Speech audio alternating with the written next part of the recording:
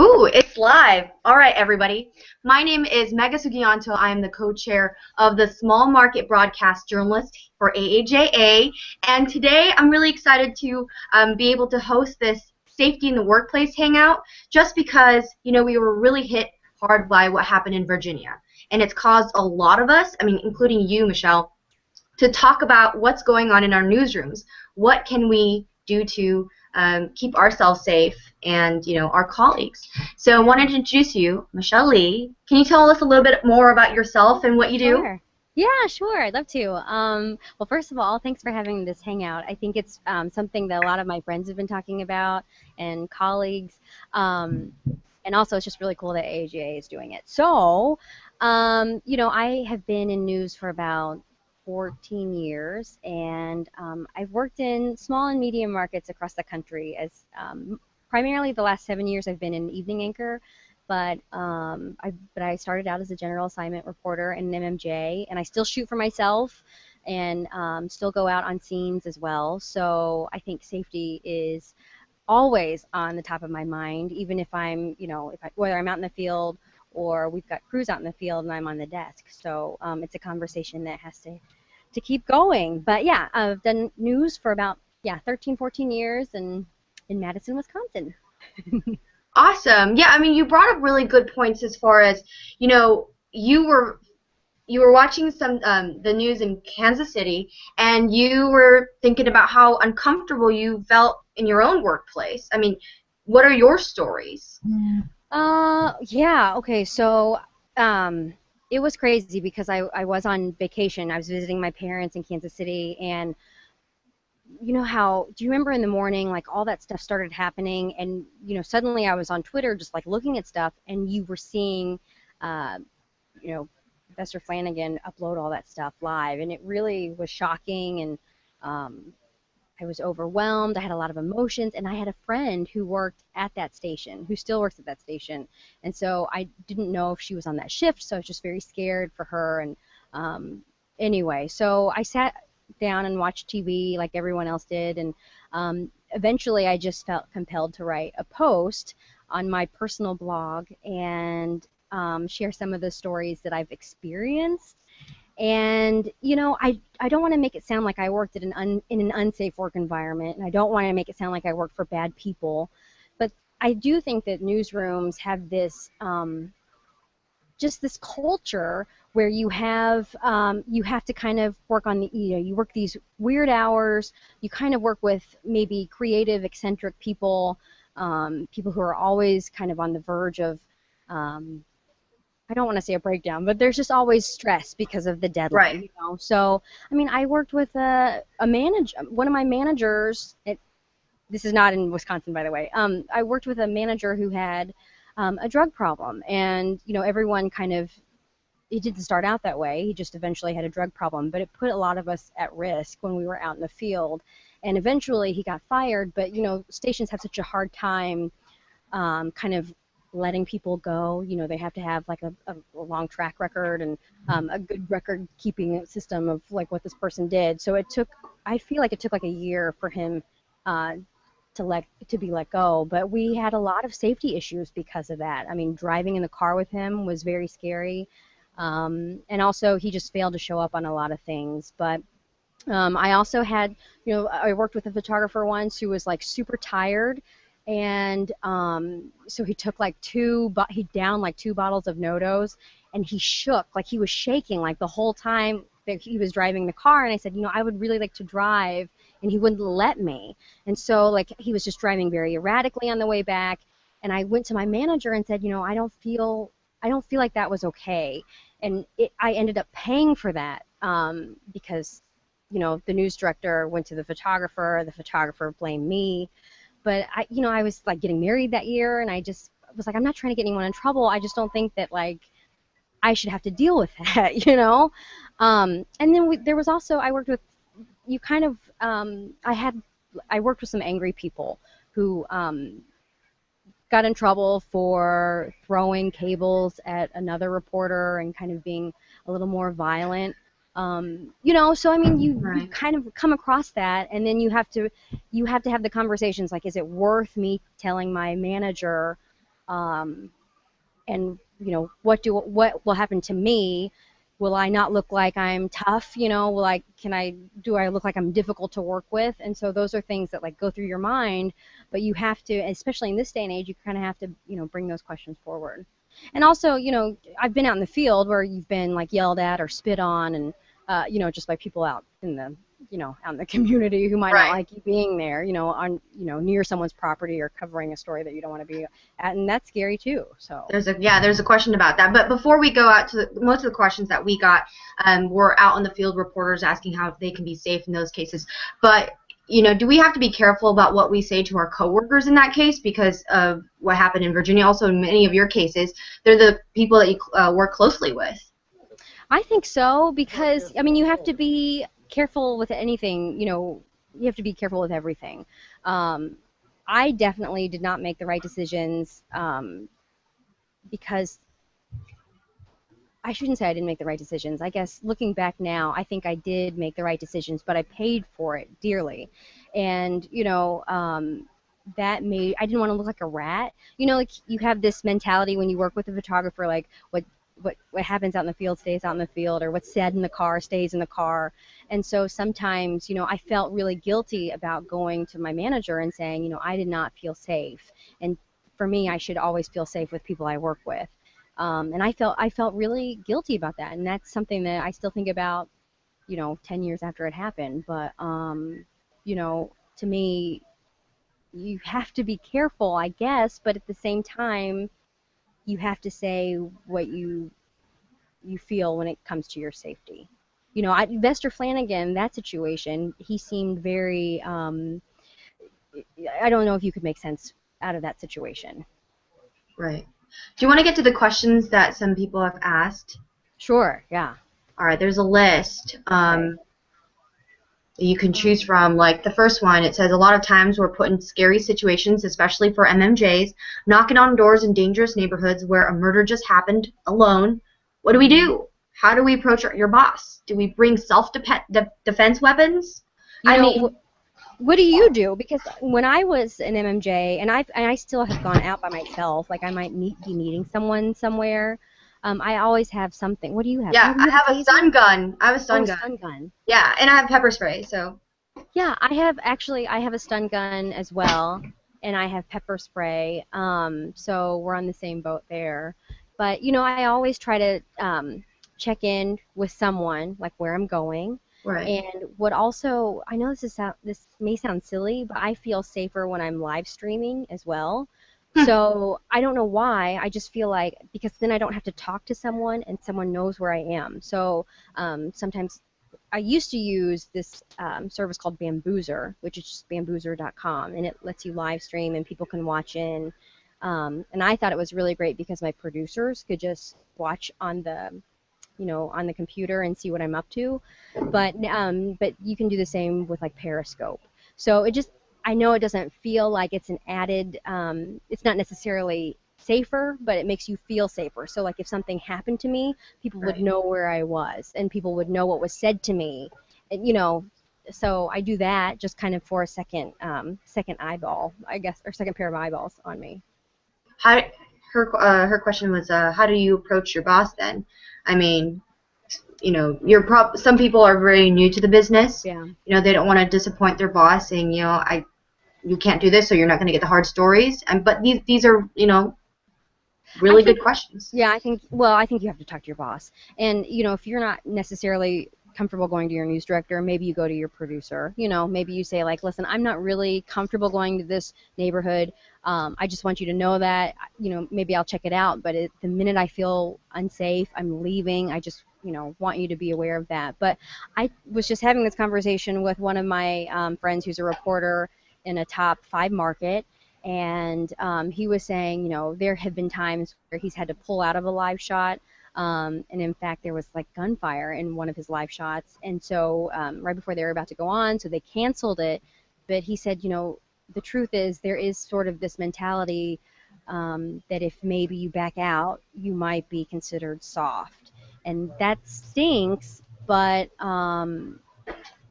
you have to be upfront about there's no live shot worth getting shot for. There's no live shot getting worth getting hurt for. So you have to assess the situation and be honest, but be open, you know, and say, yeah, I'll go check it out, but the minute I don't feel good, I'm leaving. Right. And that kind of answers the question of this one. I've been put in a situation where someone told me they were going to kill me if I don't stop filming. I was at the scene of an active standoff. I was on public property, and it was my right and my job, which I told that person, but she continued to threaten. So, I mean, at that point, does that same policy go? Yeah, you know, I've been in situations where people have threatened us, and you know, where people have like touched our camera, and you have to say like, you know, don't touch my camera, and you just keep on those situations. I always keep rolling, but you have to back away. It's not worth it. You know, it's just not worth it. But never stop rolling on it, just so that you have it in case you do get assaulted, or you know, you might just need it for some other reason later.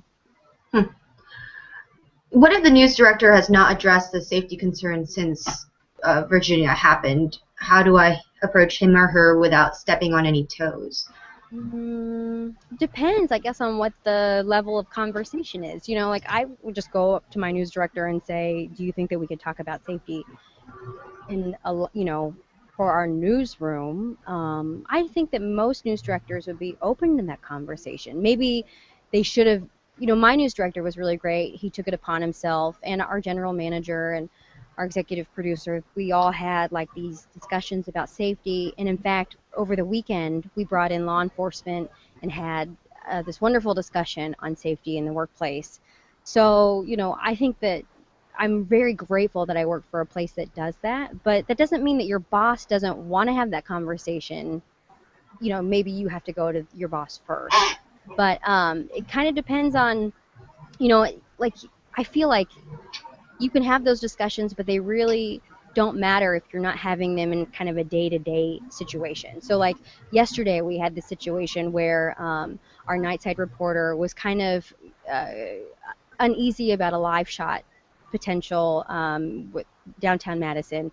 There was maybe going to be like a protest or over the homeless population getting moved from a public building. And so, you know, he was a little uneasy about that situation because the morning reporter did kind of get threatened and the live shot got called off.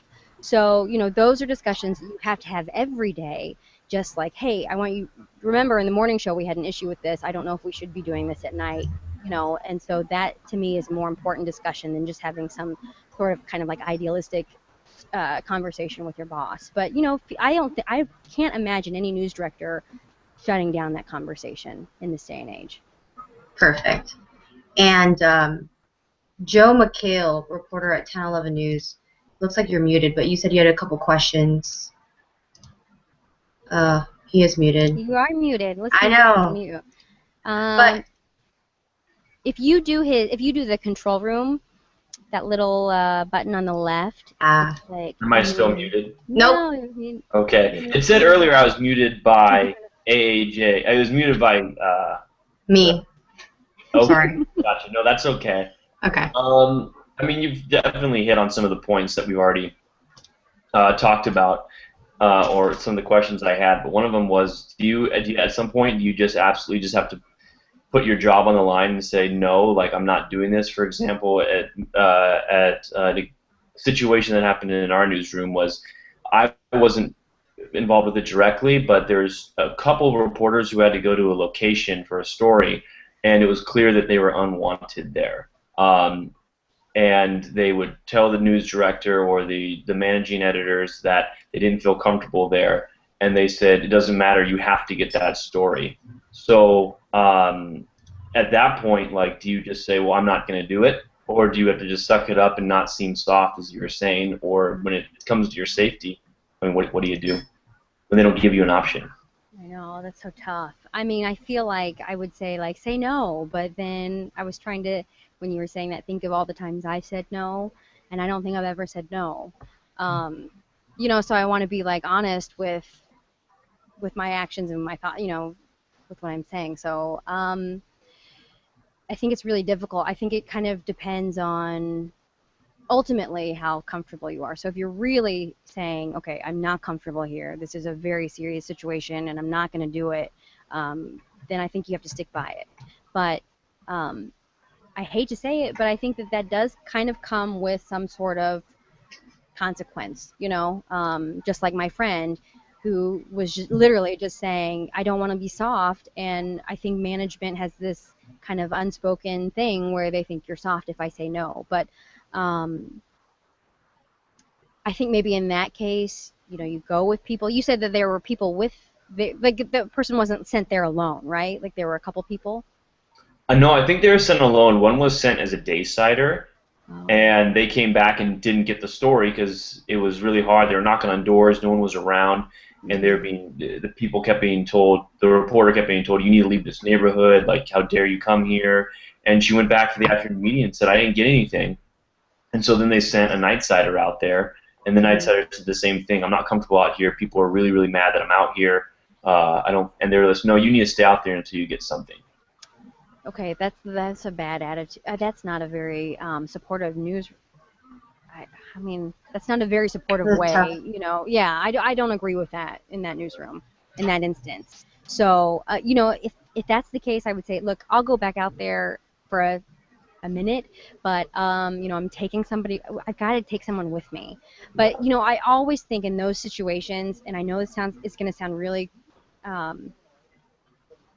don't know like how anyone else feels about this, but in situations where I've been in tough spots, I have always rolled on it. So I've always rolled on something, whether it's your phone or whether it's your camera.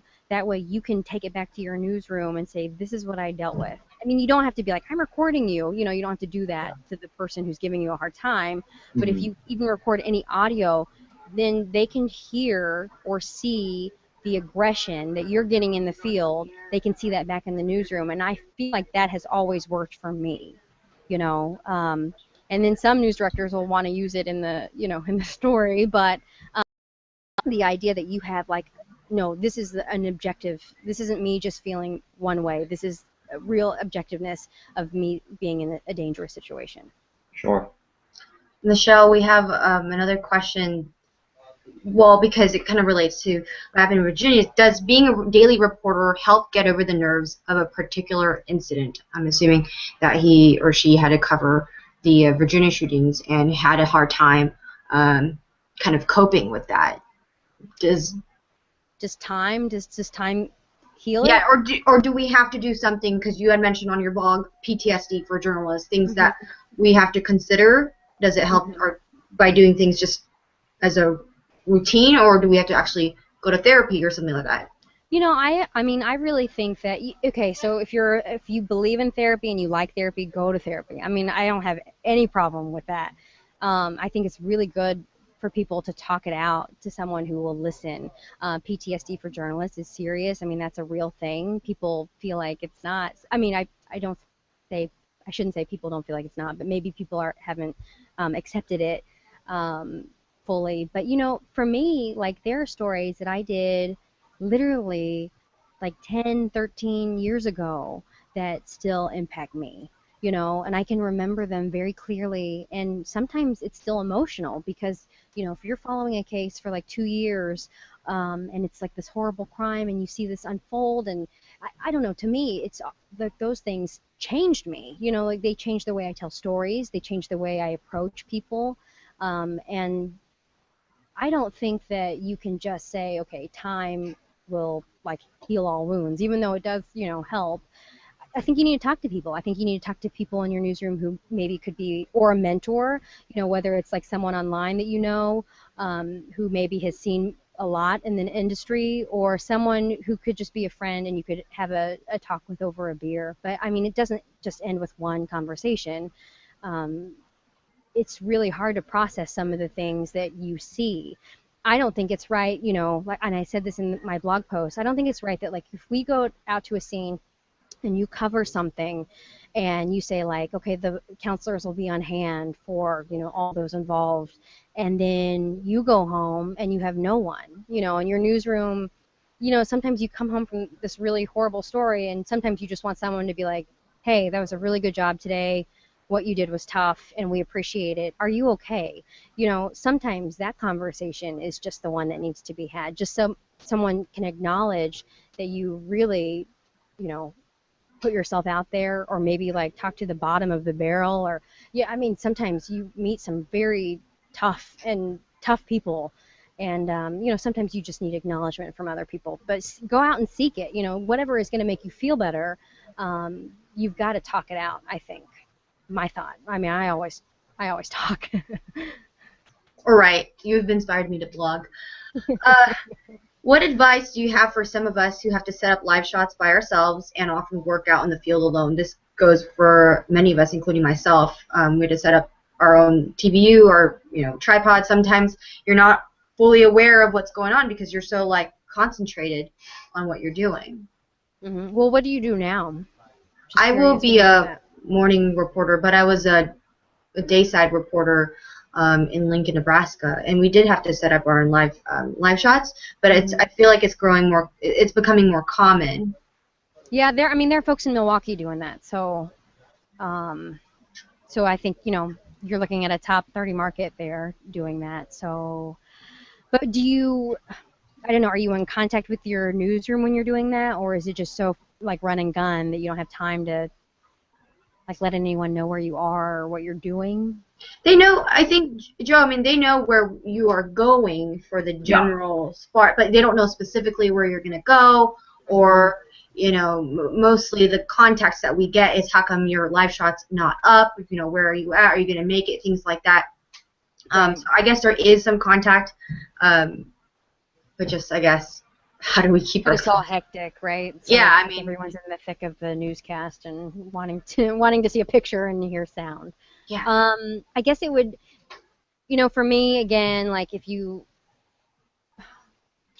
I don't know. I mean, that is so to me. So I hate that to me, but I know it's a reality. So, and I know you can't always be in a public spot, but sometimes, like, I think, is it really important how close we are to the scene? Is it better to be in a parking lot where there's lights, or is it better to be with somebody? I don't know. I go back to like I was thinking like maybe it would be good if you could like possibly live stream like on your phone so people know where you are. But I will tell you this. Actually, this just occurred to me. When we did our safety training over the weekend, we had the sheriff, the Dane County Sheriff in our group, and he said that if you ever feel unsafe, to call him. So I don't know if you can have that relationship with the authorities in your area, but maybe you could, if you could possibly build that rapport. Like I want someone to know I'm going to be at this intersection and this intersection. If you have that kind of relationship, that certainly wouldn't hurt.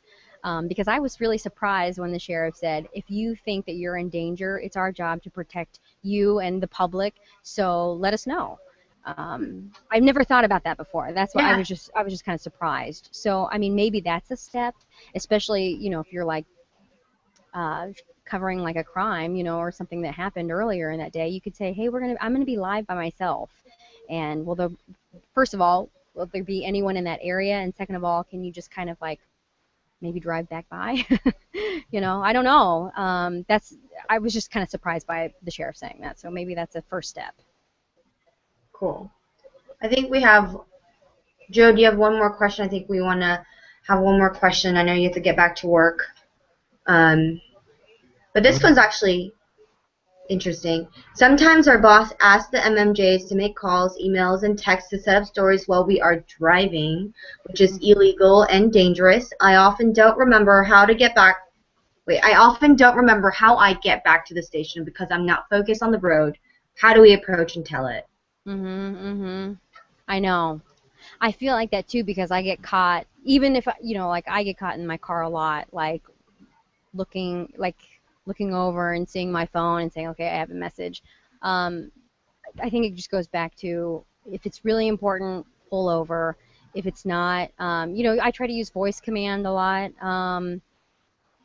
But it's not worth it. It is absolutely not worth it. It's not worth breaking the law, but more than that, it's not worth getting hurt. So I would say, it depends how far out you are. If you're an hour out, find an exit to pull over for like 2 minutes and say, I'm pulled over. I'm answering this, but I'm not going to be available for like 30 more minutes.